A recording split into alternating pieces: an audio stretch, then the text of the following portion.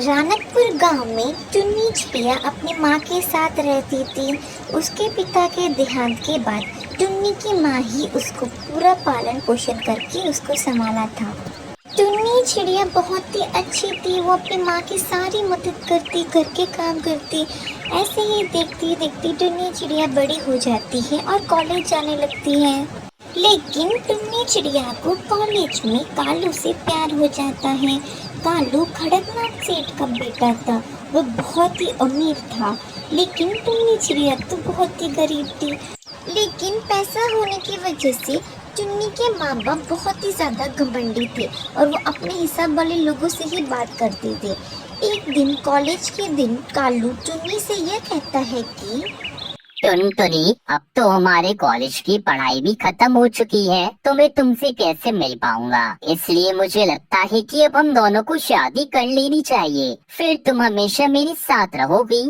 ये तुम कैसी बातें कर रही हो कालू? कॉलेज तक तो ठीक था, लेकिन शादी? तुम्हें तो पता ही ना हम कितने गरीब हैं और मेरी माँ ने कितनी कठिनाइयों से मुझे यहाँ तक पढ़ाया है।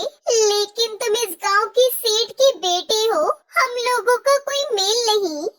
तो क्या हुआ टुनटुनी, मैंने तुमसे प्यार तुम्हारे अच्छे स्वभाव और सच्चे मन को देख के किया था। इसलिए मैं आज ही अपने पिताजी से इस बारे में बात करूंगा और वो तुम्हारे घर जाकर तुम्हारी माँ से हम दोनों की शादी की बात करेंगे। लेकिन कालू, मेरी माँ ने मेरी शादी के लिए बहुत कम पैसे इकट्ठे किए हैं और तुम्हारे माता पिता तो तुम्हारी शादी बड़े ही धूमधाम से करना चाहते होंगे। तो ऐसे में मेरी माँ इतने सारे पैसे कहाँ से लेकर आएंगी? टुनटुनी, तुम उसकी चिंता मत करो, मैं अपने माता पिता से इस बारे में जरूर बात करूंगा। बस तुम शादी के लिए तैयार रहना।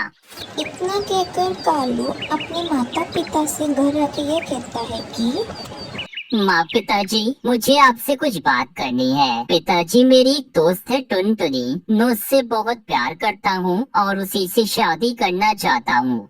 ये तुम क्या बकवास कर रहे हो? अरे उस चिड़िया की माँ तो पक्षियों के घरों में साफ सफाई का काम करती है और तुम ऐसे परिवार में रिश्ता जोड़ने की बात कर रहे हो? अरे वो लोग हमारे बराबर में खड़े होने लायक नहीं है।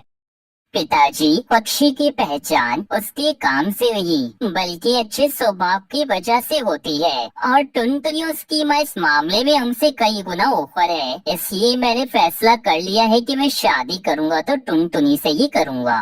उसी समय कालू की माँ सुंदरी कहती है, अरे कालू बेटा, ये तुम कैसी बातें कर रहे हो अपने पिताजी से?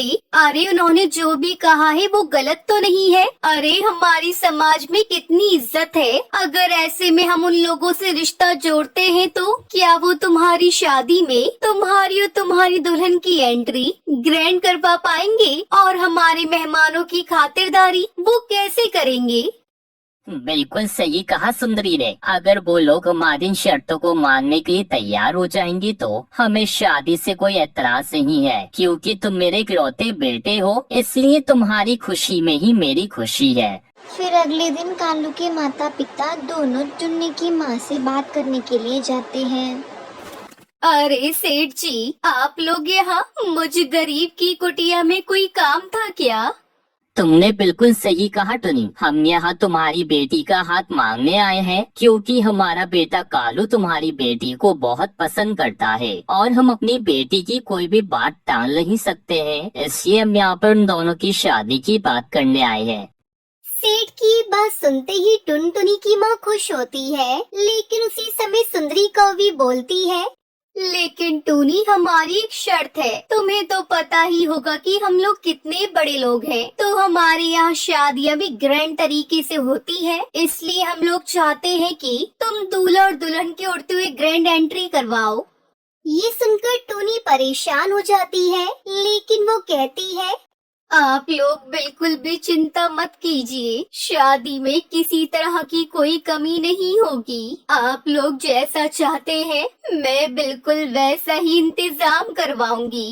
इतना सुनकर कालू के माता पिता वहाँ से चले जाते हैं। माँ, आपने उनकी ये बात कैसे मान ली? आपने उनसे क्यों नहीं कहा कि हम उनकी शर्त पूरी नहीं कर सकते?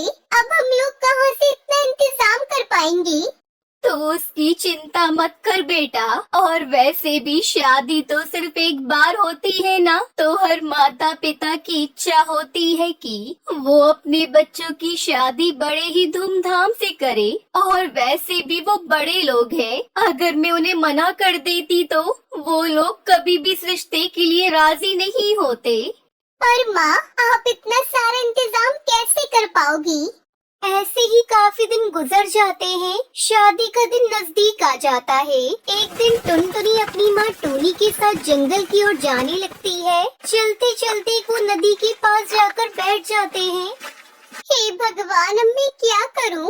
माँ, मुझे कुछ भी समझ में नहीं आ रहा। आप सब चीजों का इंतजाम कैसे कर पाओगी? मैंने आपसे मना किया था कि आप उन्हें इनकार कर दे, लेकिन इतना कहते ही टुनटुनी की आंखों से आंसू छलकने लगते हैं। लेकिन जैसे ही टुनटुनी के आंसू नदी के नीचे गिरते हैं, तभी वैसे ही नदी से एक बहुत ही तेज रोशनी निकलती है। तभी नदी में से आवाज आती है, दुखी मत हो, बल्कि अपने दुखों से लड़कर आगे बढ़ो। जैसे तुमने आज तक दुखों से लड़कर अपनी बेटी का पालन पोषण किया है, वैसे ही आज भी खुशी खुशी अपनी बेटी की शादी करो। और इस काम में मैं तुम्हारी मदद जरूर करूंगी। यह लो, यह जादुई लहंगे का घर इस घर में उड़ने वाला लहंगा है। यह लहंगा तुम्हारी हर इच्छाओं को पूरी करेगा।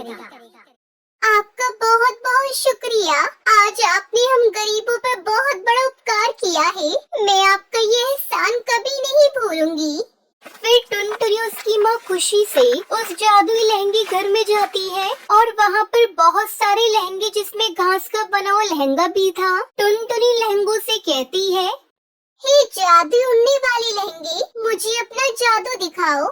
टुनटुनी के इतना कहते ही वो हवा में उड़ने लगता है। ये देखकर टुनटुनी उसकी माँ बहुत खुश हो जाते हैं। सच में माँ, ये लहंगा तो जादू उड़ने वाला लहंगा है और अब इसकी मदद से हम अपनी ग्रैंड एंट्री बहुत अच्छे से कर पाएंगे। लेकिन माँ, हमें अभी भी बहुत सारे पैसों की जरूरत है, जिससे हम शादी में मेहमानों की अच्छे से खातिरदारी कर सके। टुनटुनी के इतना कहते ही उस जादुई घास के लहंगे में से एक रोशनी निकलती है और कई सारे सोने के सिक्के निकलना शुरू हो जाते हैं। माँ, नदी की देवी ने बिल्कुल सही कहा था। ये लहंगा हमारी इच्छाओं को भी पूरी करता है। शायद ही इसका चमत्कार है। इतना बोलकर टुनटुनी नदी की देवी का शुक्रिया अदा करती है। और अब कालू टुनटुनी की शादी का दिन आ जाता है। जब टुनटुनी और कालू उड़ते स्टेज पर ग्रैंड एंट्री मारते हैं तो वहाँ पर खड़े पक्षियों की आंखें तो खुली की खुली रह जाती है। इस तरह जादू उड़ने वाले लहंगे की मदद से टुनटुनी और कालू की शादी बड़े ही ग्रैंड तरीके से होती है।